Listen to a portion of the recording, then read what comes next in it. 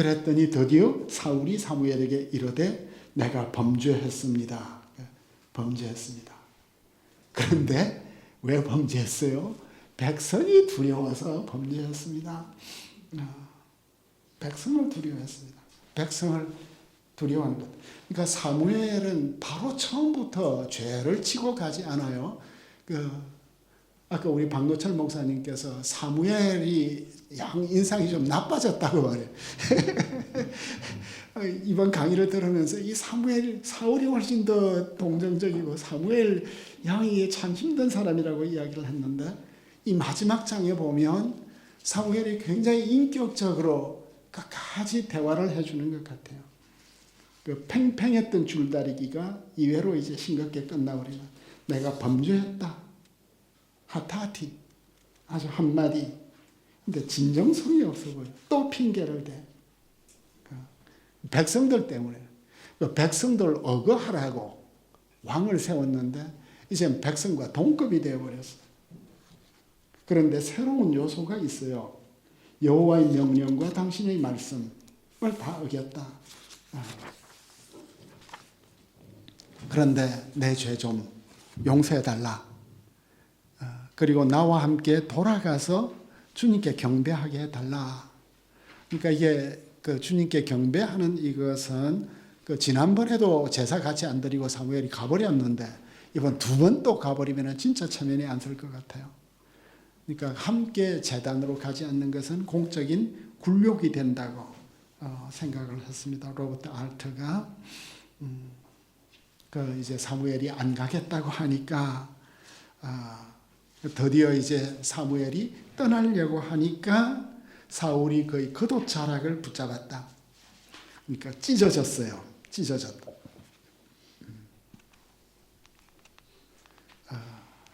찢어졌다. 최종적으로 자비를 간청하는 정중한 태도인데 겉옷을 붙잡았어요. 그 왕으로서.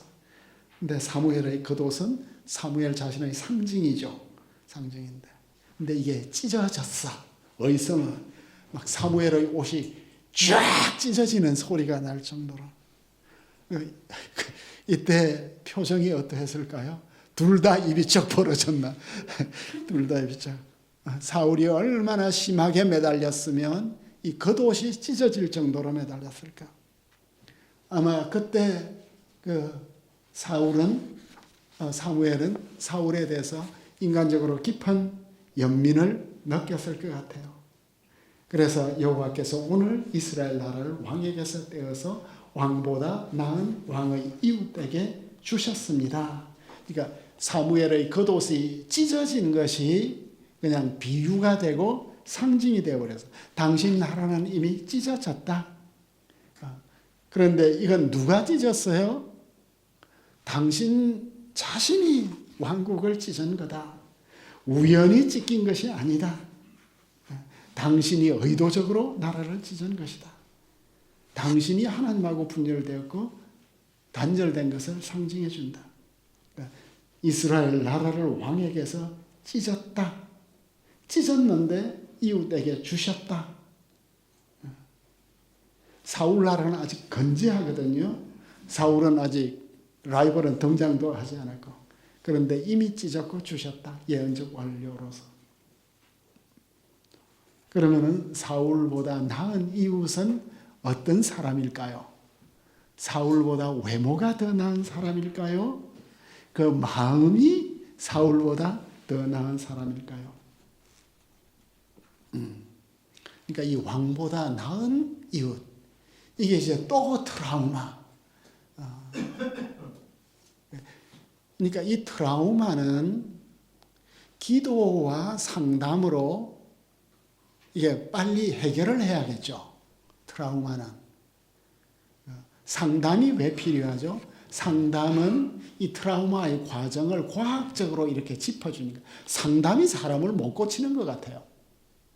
진짜 고치는 건 기도인데 근데 기도만 해가지고는 고쳐지지가 않아. 뭐가 문제인지 엉켜가지고 보이지 않으니까. 그래서 상담도 하고 기도도 하고 해야 되는데 왕이 어디 가서 상담을 하겠습니까? 그래서 29절에 보면 이스라엘의 지존자는 거짓이나 후회함이 없으시다. 이제 하나님의 속성이 사람이 아니심으로 결코 변개하지 않으심이다. 이스라엘의 지존자, 엘요온이 아니라 네짜흐네요. 아주 독특한 칭호를 가져요. 네짜흐, 지존은 탁월함과 영광을 뜻하는데 여기서는 하나님의 속성으로, 우리 하나님은 불확실하고 가변적이고 소멸하는 인간과는 본질적으로 다른 분이시다. 따라서 자신의 결심을 번복할 수는 없다. 앞에서는 이제 후회한다고 말씀하셨는데, 그죠? 사울을 왕으로 세운 것을 후회한다고 말씀하셨는데, 이제는 하나님에게 후회함이 없다고 말씀하고 있습니다. 후회는 이제 참 가슴 아픈 이야기인데, 자신이 가슴 아파하도록 허락했다. 근데 하나님의 뜻과 의지는 변경이 불가하다고 말하고 있습니다. 히브리서 기자가 바로 이 말씀을 하나님은 거짓말할 수 없다. 이제 사울이 내가 범죄했을지라도 사람들 앞에서 좀 높여달라. 죄에 대한 용서를 구하고 있지 않고 계속해서 이제 내 죄를 용서해 달라는, 이게 범죄했을지라도 사람들 앞에서는 높여달라. 이게 두 번 똑같은 말. 내가 범죄하였다가 두 번 반복되고 있어요. 그죠?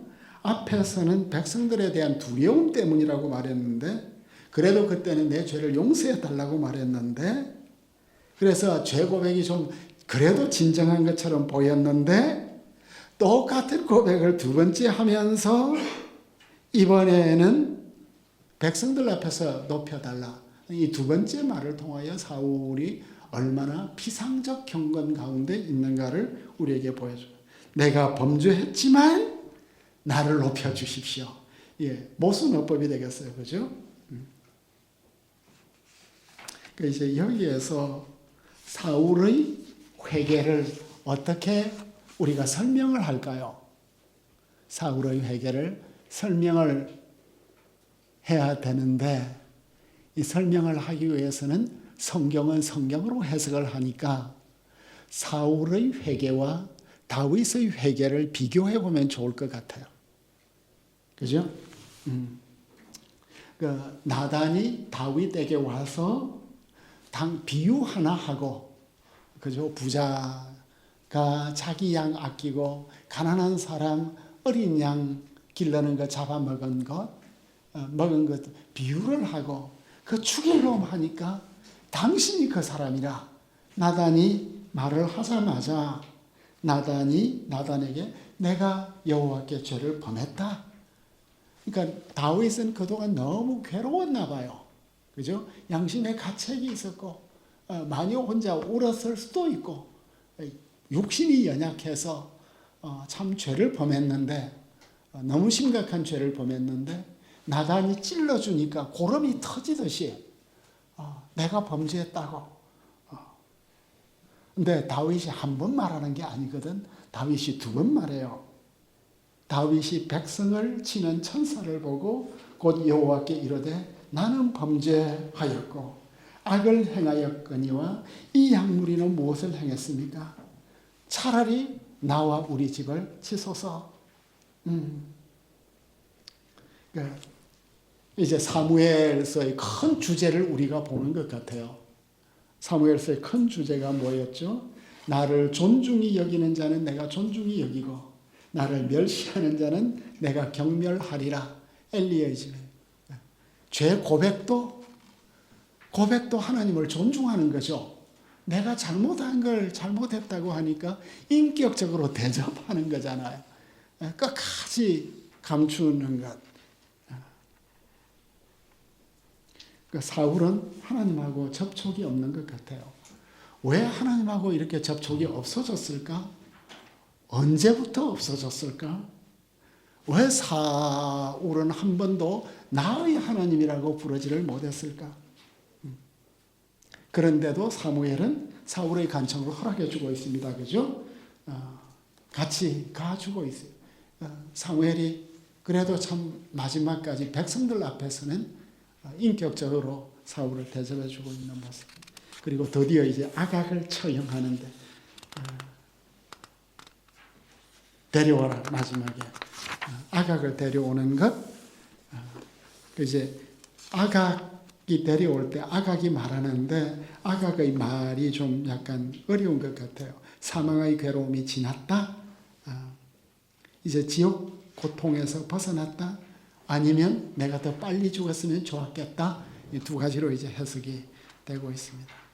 사무엘이 이제 아각을 처형하는 모습이 나타나고 있는데 왜 아각은 죽어야 되죠? 이 마지막 장면, 자유와 이제 자유를 얻을 희망에 부푼 아각에게 사무엘은 처형하게 되는 이유를 설명해 주죠.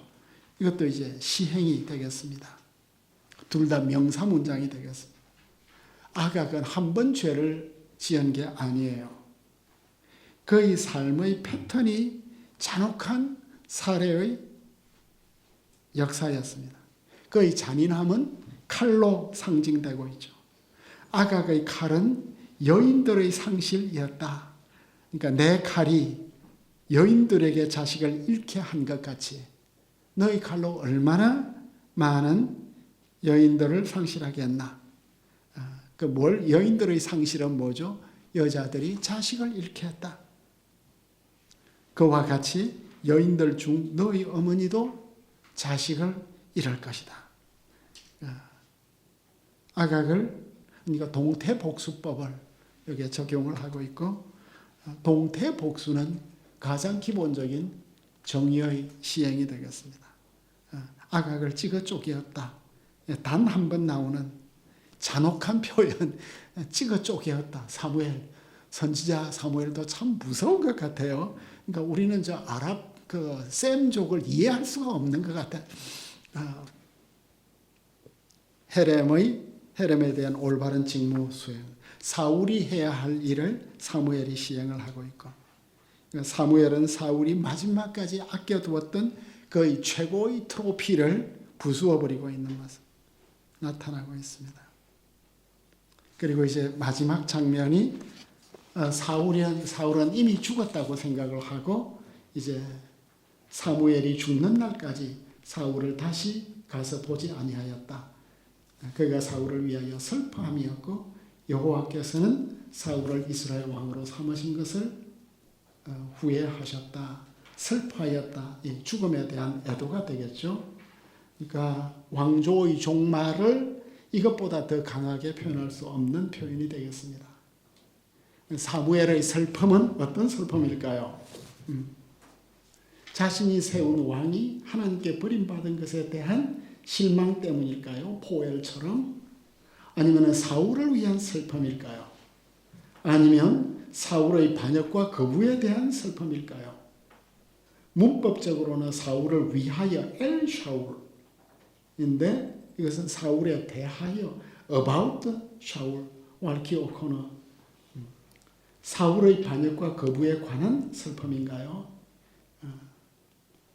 그 사울의 반역으로 이제 이스라엘은 영적으로 침체되고 정치적으로 내분에 휩싸이고 외교와 군사적으로 외적들이 침략해서 나라가 와야 될 가능성이 높아졌습니다. 앞에서 사무엘이 근심해서 온 밤을 여호와께 부르짖었는데 사무엘도 기계적 신앙생활을 하고 있는 것 아니죠.